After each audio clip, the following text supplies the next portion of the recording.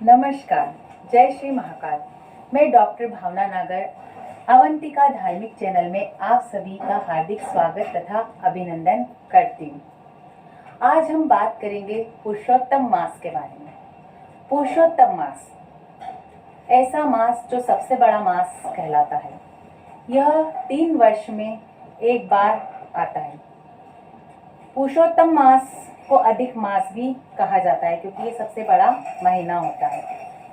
पुरुषोत्तम मास में भगवान पुरुषोत्तम, लीलाधारी पुरुषोत्तम विष्णु की पूजन एवं आराधना का सबसे बड़ा महत्व होता है, इसलिए इसे पुरुषोत्तम मास कहा जाता है। इसे मल मास भी कहा जाता है क्योंकि इस समय कोई भी शुभ कार्य, विवाह और ग्रह पूजन, जनेऊ आदि कार्य संपन्न नहीं होते हैं।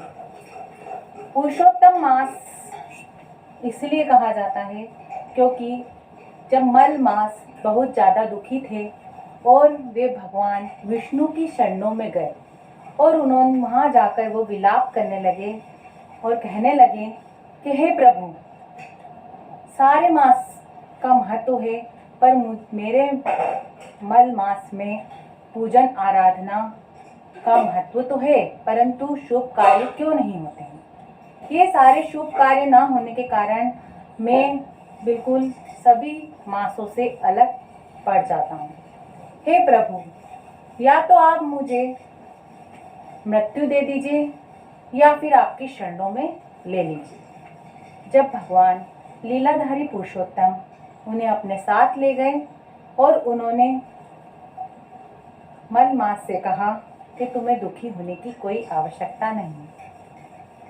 3 वर्ष में एक बार तुम्हारी आराधना और पूजन की जाएगी।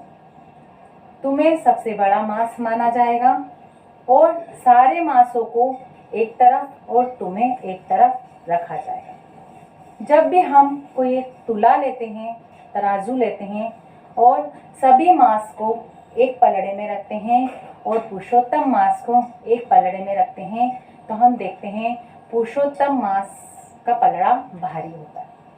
अर्थात हम यह कह सकते हैं कि पुरुषोत्तम मास जो है वो धार्मिक रूप से, आराधना के रूप से, पूजन के रूप से बहुत ही महत्वपूर्ण है। इस मास में जो भी पूजन आराधना या भगवान पुरुषोत्तम की पूजा आराधना सच्चे मन से करता है, उसकी सारी मनोकामनाएं पूर्ण